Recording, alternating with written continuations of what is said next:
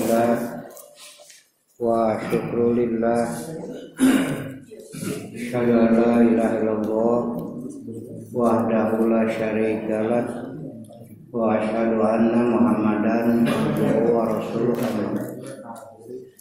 Surat Yunus ke-10 ayat 3.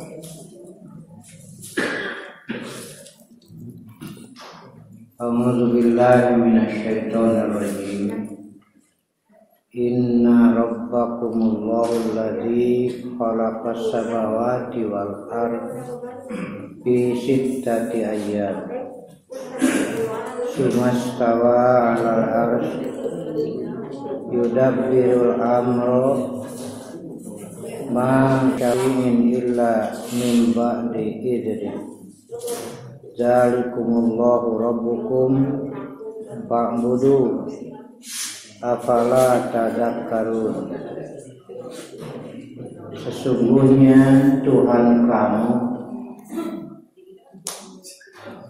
adalah Allah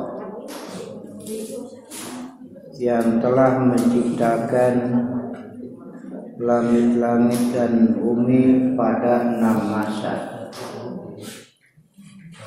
Sumastawa 'alal arsy, kemudian bersemayam di aras. Yudabbirul amro, mengatur segala urusan. Ma min syafi'in, tidak ada yang memberi syafaat illa min ba'di idzni, kecuali setelah izinnya. Dzalikumullahu rabbukum, demikian itulah Allah Tuhan kamu. Fa'buduhu, maka sembahlah Dia. Afala tadzakkarun, apakah kamu tidak mengambil pelajaran? Allah menghabarkan bahwa Tuhan kita itu Allah, bukan yang lain.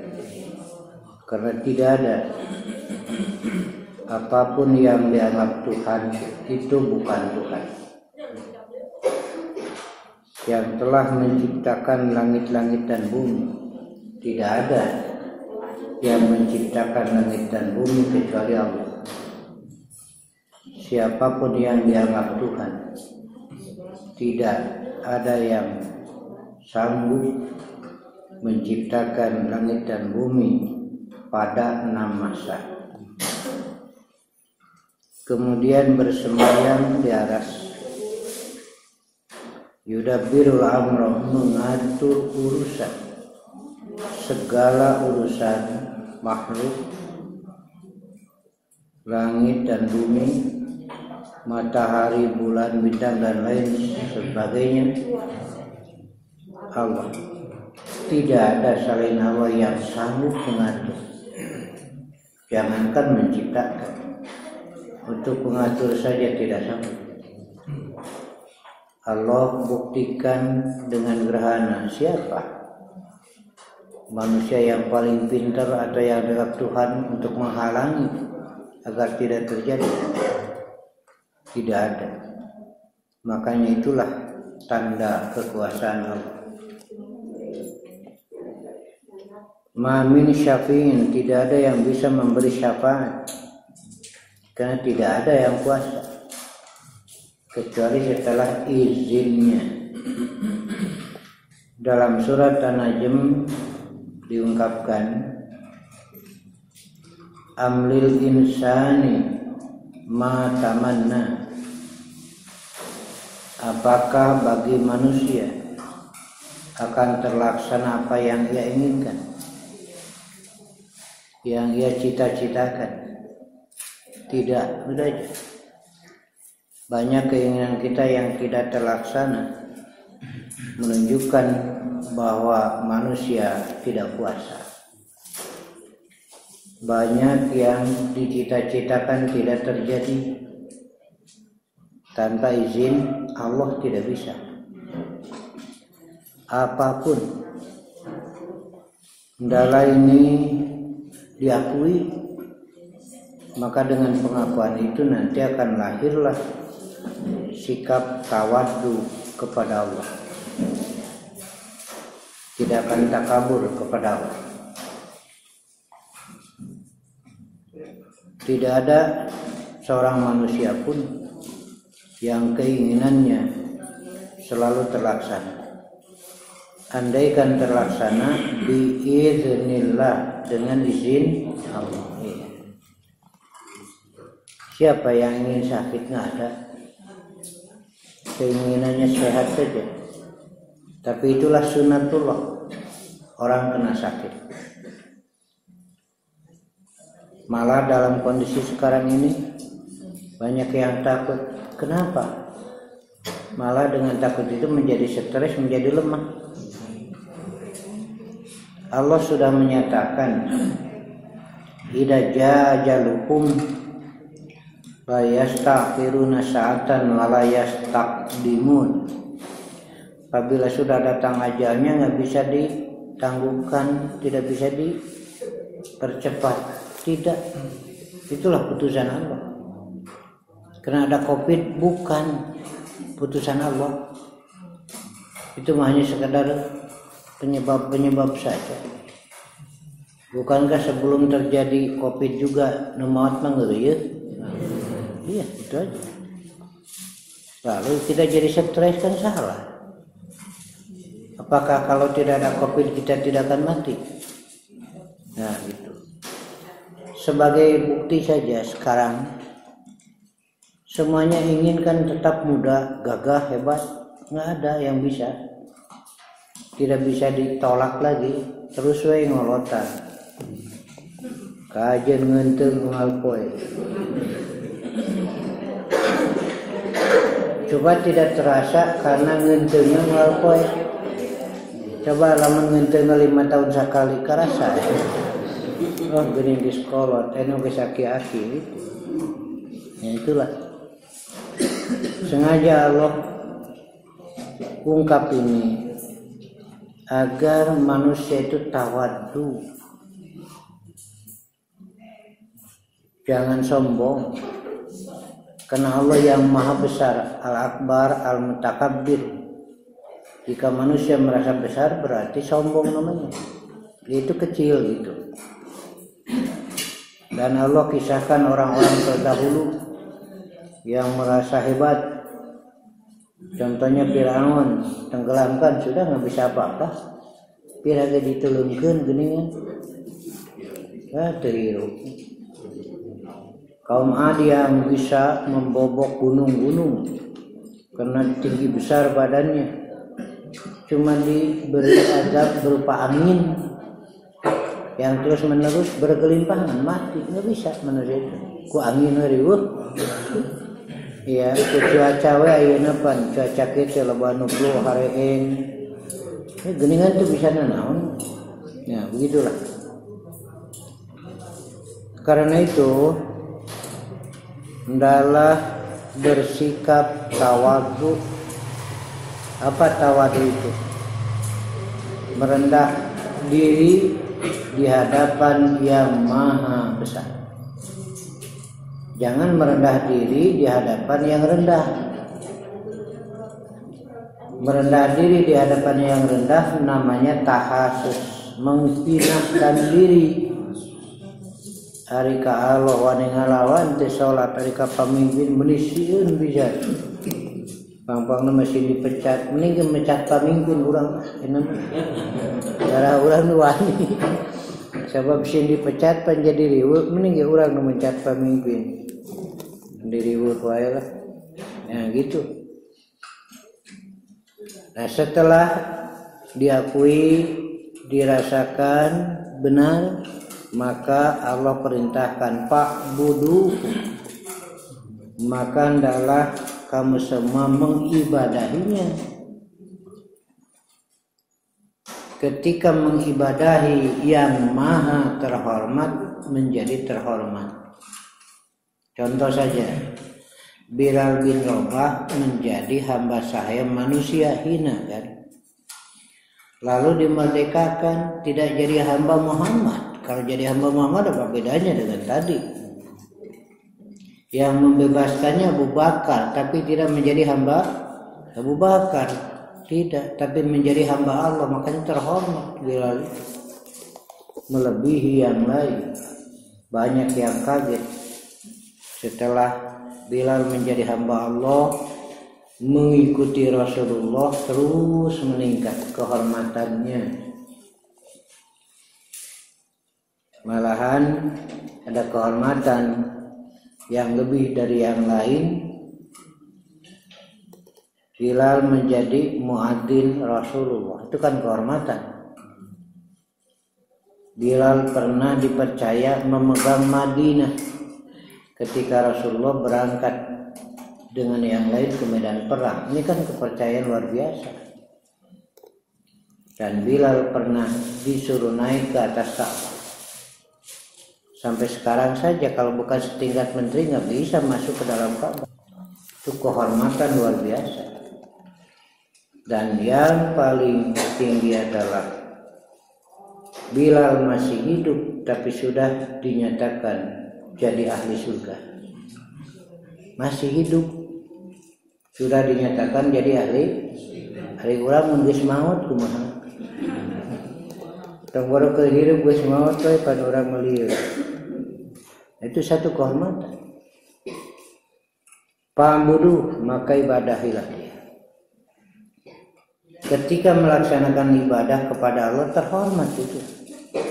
Dan ini bisa jadi gagal kehormatan kalau cara ibadahnya tidak apa yang seperti Allah perintahkan, berarti mengibadahi yang lain begitu. Kalau ibadah kepada Allah ada cara-cara yang bukan dari Allah, berarti dari cara dari yang lain. Kalau cara dari yang lain berarti beribadah kepada yang lain, makanya kehormatannya rusak. Hanya banyak orang yang merasa terhormat dalam ketidakhormatan. Nah gitu. Ini asa hebat, ngomong asa hebat, asa terhormat. Jadi cara reatif jebi. Nah itulah ya. Pak Guru, maka ibadahilah dia. Ini ibadahnya dari Allah. Allah tetapkan aturannya karena Allah Maha tahu. Yang lain nggak tahu karena buat ibadahnya ya sembarangan. Ada ibadah mahdo, ada ghair mahdo.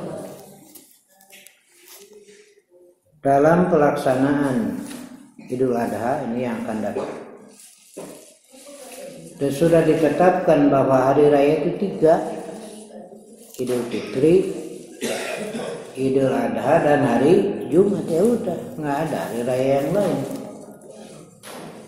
Dan merayakannya pun terhormat karena hamba Allah yang terhormat. Untuk takbiran hari raya Idul Fitri dari tanggal 9 subuh sampai tanggal 13 asar. Dan tidak dikhususkan, itu kalau ada waktu silakan. Dan ditetapkan saum 1 hari, hari ke-9. Ini buletin selalu muncul 9 hari. Hadisnya doain perancu lagi. Yang 9 hari. Jadi bukan 9 hari, tapi hari ke-9. Ya.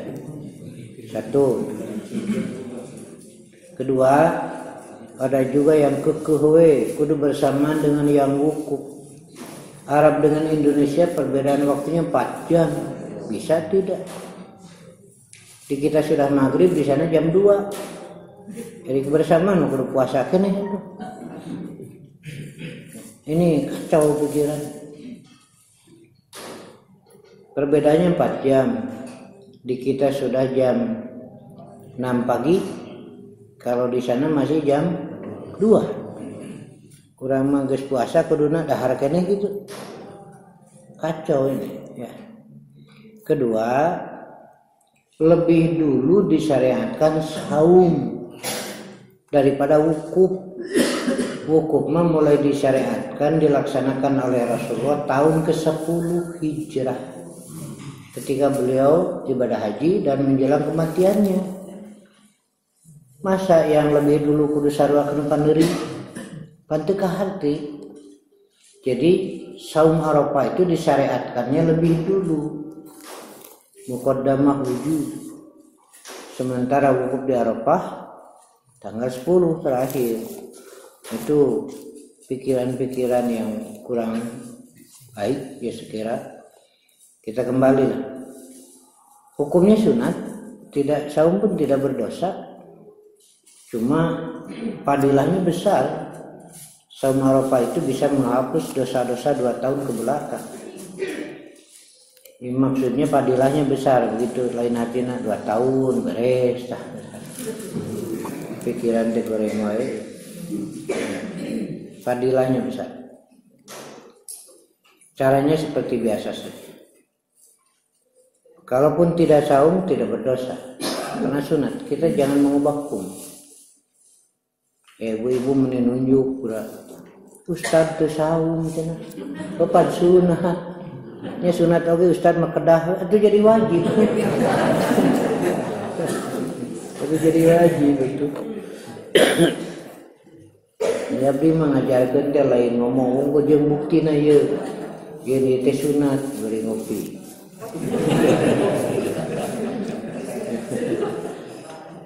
Kemudian didorong untuk melaksanakan udhiyah. Sembelihan syariat itu satu, akikah. Akikah itu kaitan dengan lahirnya bayi. Kedua udhiyah, idul kurban bagi yang tidak melaksanakan ibadah haji. Yang melaksanakan ibadah haji melaksanakan hadyu namanya. Ini jangan diubah-ubah lagi. Muncul pikiran karena di Indonesia juga perlu banyak yang miskin, sudah saja hadyunya disembelih di sini ibadah haji teh. Itu kan tempatnya sudah ditentukan manhannya. Urusan numpuk daging itu urusan pemerintah di sana. Mereka juga tahu bagaimana memanfaatkan. Kalau dia boleh di mana saja, di kita atau di tempat lain silakan. Dan akikah. Nah muncul sekarang nih, ayo deh. Jangan dulu kurban, kalau dulu belum diakikahi, akikah dulu. Jadi kusut itu. Kan akikah mah pertama yang melaksanakan akikah teh orang tua, budakna mah teu wajib. Da karek bijil atuh budakna.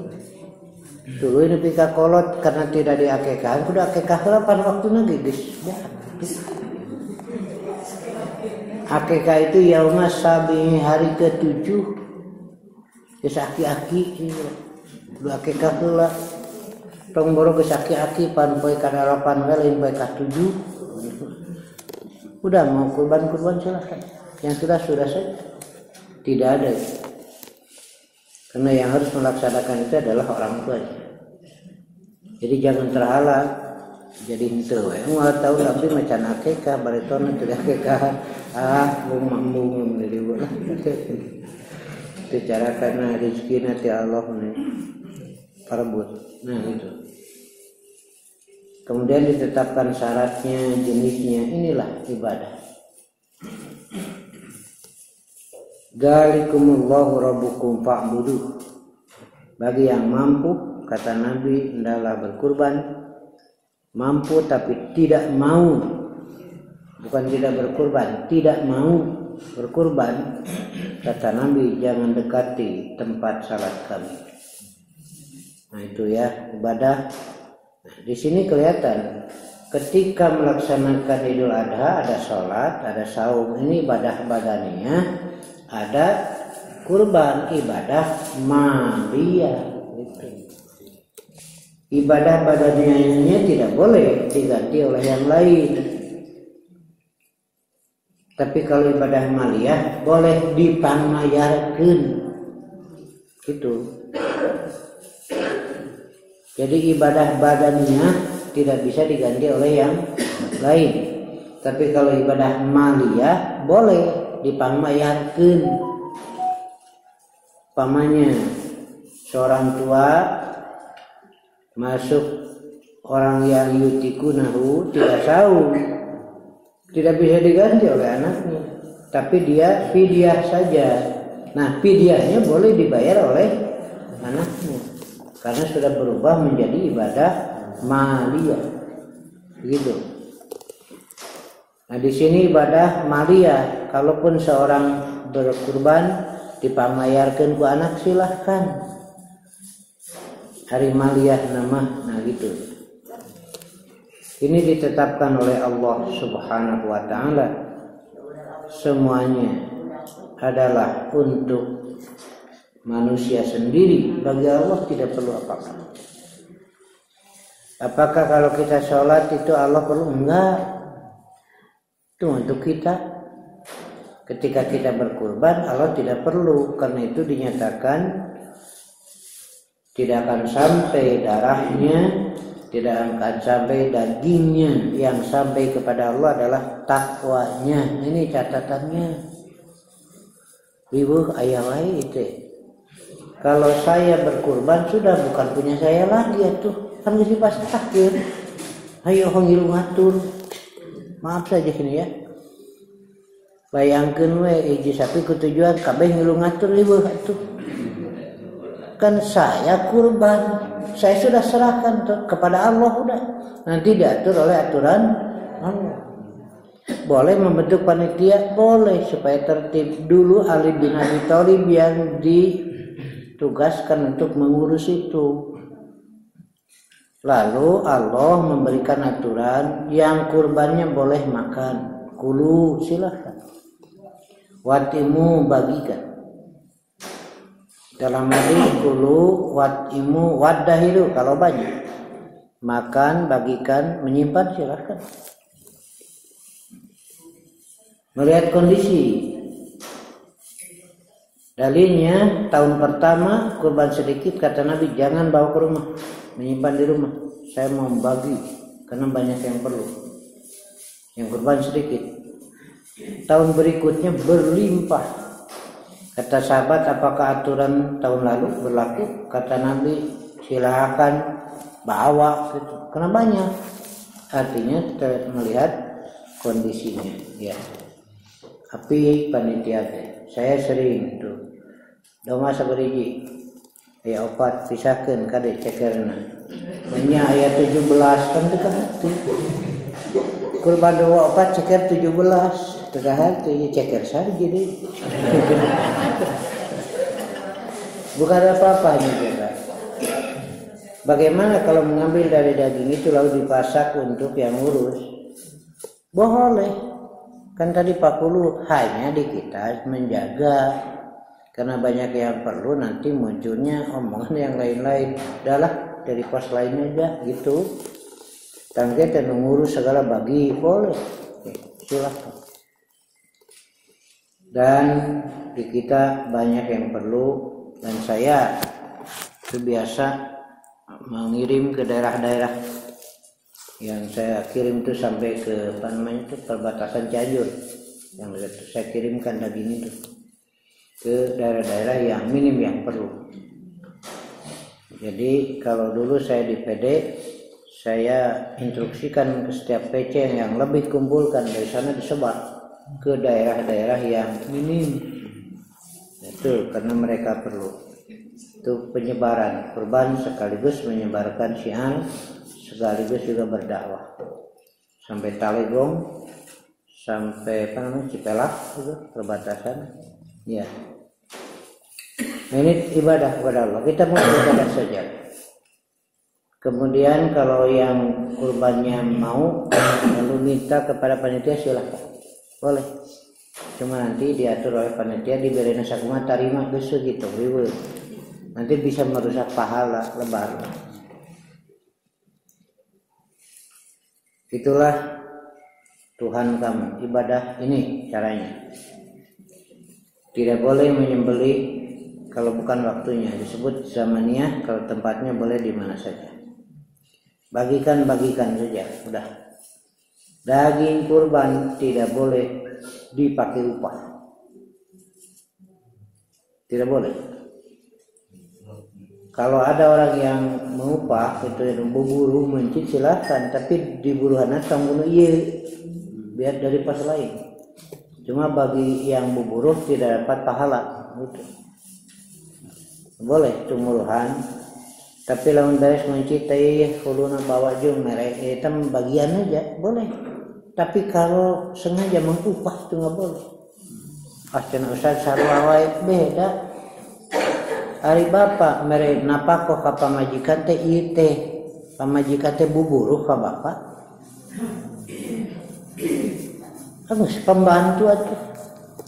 Buruhan ngapoe tah pangmasakeun pangisieurkeun. Ka pamajikan luar lain apa kok. Gitu beda nilainya. Kalau kepada istri itu kan dapat pahala dari Allah. Namanya tidak ada perhitungan per hari berapa, enggak. Apa majikan ayam mah bro, 40.000.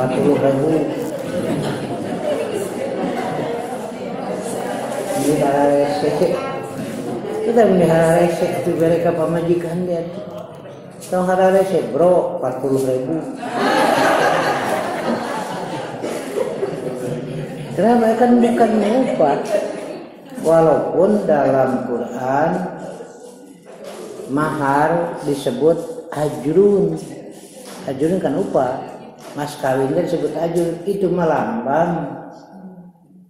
Nah, saya serahkan di mas kawin sebagai lambang, sebagai bukti saya akan menghargai jasa Anda. Itu. Istri menerima, ini juga lambang, saya siap menghargai jasa Anda. Jadi saling menghargai gitu. Lain kudu jika buburu itu. Kesalah kita jadi buburu, sok atuh hitung sok, udah mah. Dihitung teh lebih mahal mending nengan saja. Mending nengan jadi buburu nu saja loba keneh. Jeung leuwih geulis. Ya, gitu. Ya, gitu. Jadi kita diberi pahala oleh Allah. Sudahlah, alhamdulillah. Saya sering menyampaikannya, ini masih ruwet juga. Ini yang ruwetnya ada saham 23 ribu lah. Beli tilu hari ini itu belikan domanya. Kisah dasar dayana hayang kana sapi. Lain urusan domba jeung sapi na eta mah syarat saja. Sudah ibadah kepada Allah. Pahala mah kalau diatur meniruut. Ya, belikan we sapi tilu dema 2 jadi 23 orang teh kurban sapi tilu dema teu kudu abdi doma itu entong lain jelema. Udah jalan, udah jatuh sebenarnya ini udah diserahkan kepada Allah. Gitu. Ini ruwet jadi. Atau saya tarik itu saham itu. Cuma saya kumpulkan di pesantren itu hari kedua. Ini juga sama, banyak disebar ke daerah. Nah, saya kalau ada yang lebih saya tarik, guys. Saya adakan penyembelihan di pesantren hari kedua itu. Nah, kalau ada lebih bingung bisa gitulah. Dan saya menyebarkannya seperti tadi ke daerah-daerah Cibintunu yang itu ada gereja yang kita bongkar itu. Juga daerah-daerah kristenisasi itu masih ada. Kemungkinan sekarang ada lagi di daerah itu Palalangun. Saya di sana berusaha untuk membuat tempat tahfidz dan juga untuk membuat tuh pusat kegiatan di sana.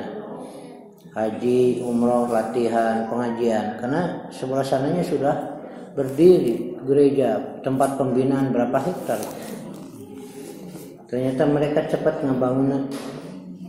Inilah mungkin daerah itu juga nanti jadi tempat untuk membagikan. Ya.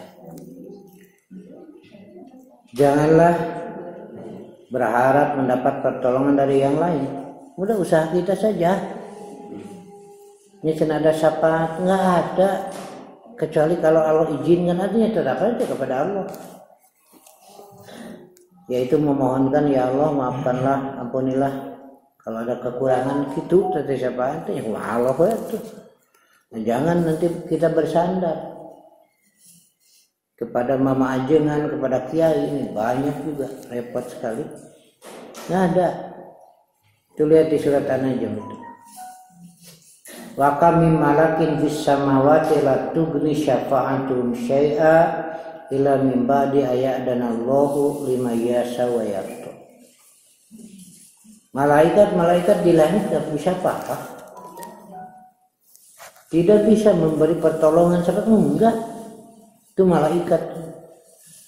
Kecuali kalau sudah izinkan cuma begitu, ya Allah selamatkanlah, ya Allah maafkanlah gitu. Kayak ditulungan, dijahitin neraka, enggak. Kusorban mama. Makanya di neraka panjelema nu balaleungan nu lalintu. Dari mama pegang.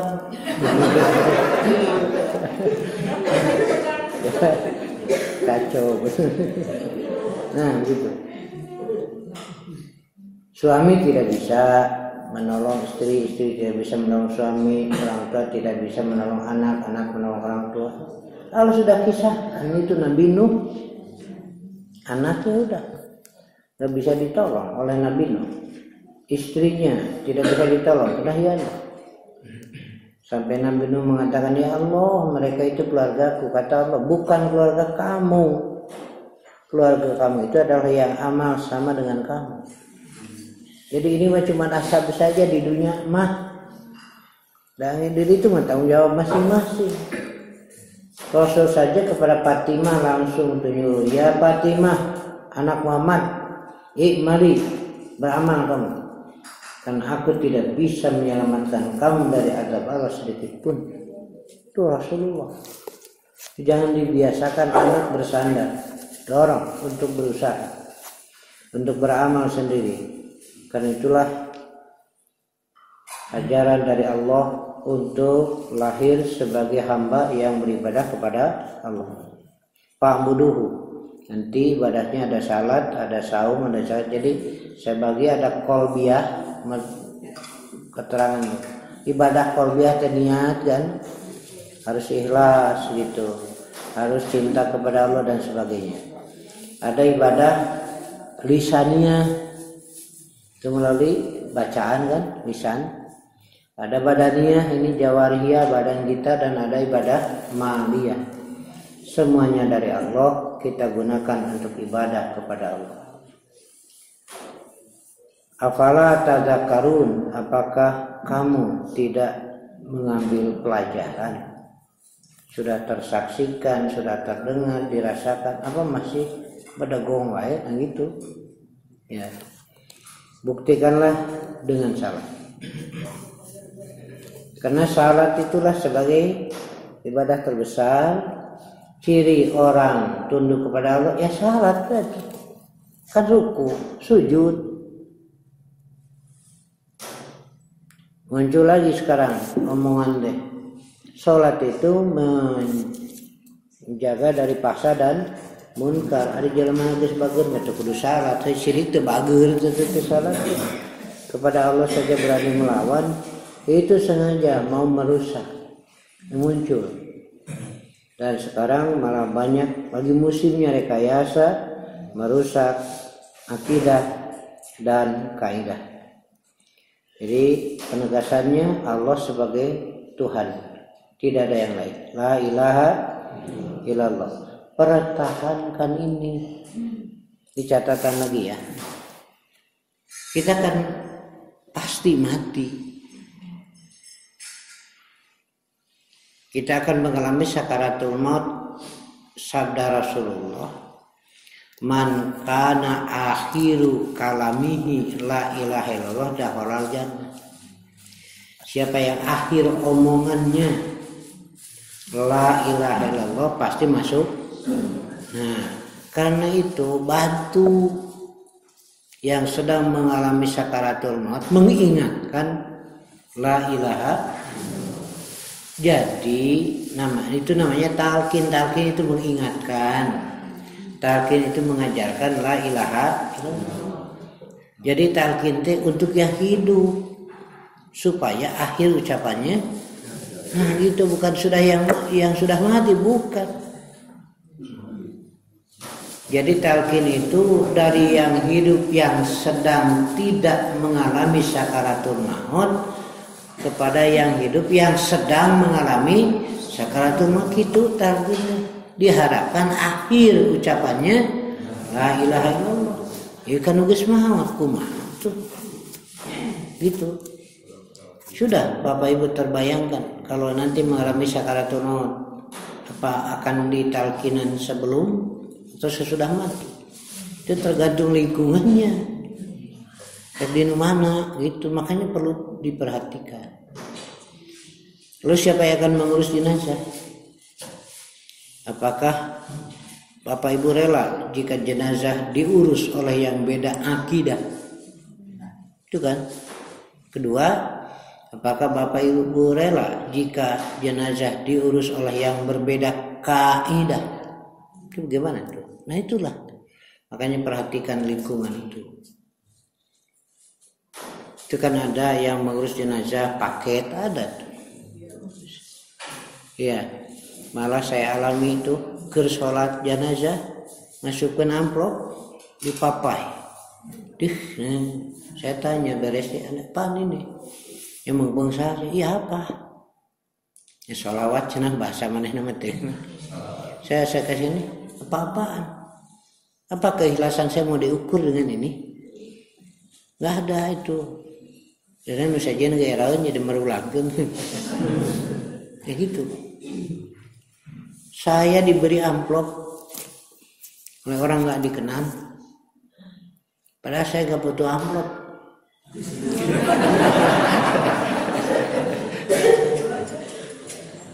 Kenal enggak? Saya buka waktu itu dulu itu 1.500 isinya. Apa-apaan saya? Bapak ini siapa? Ini memberi untuk saya, ya mungkin ada maksud kan? Banyak. Tuwawu josok merek.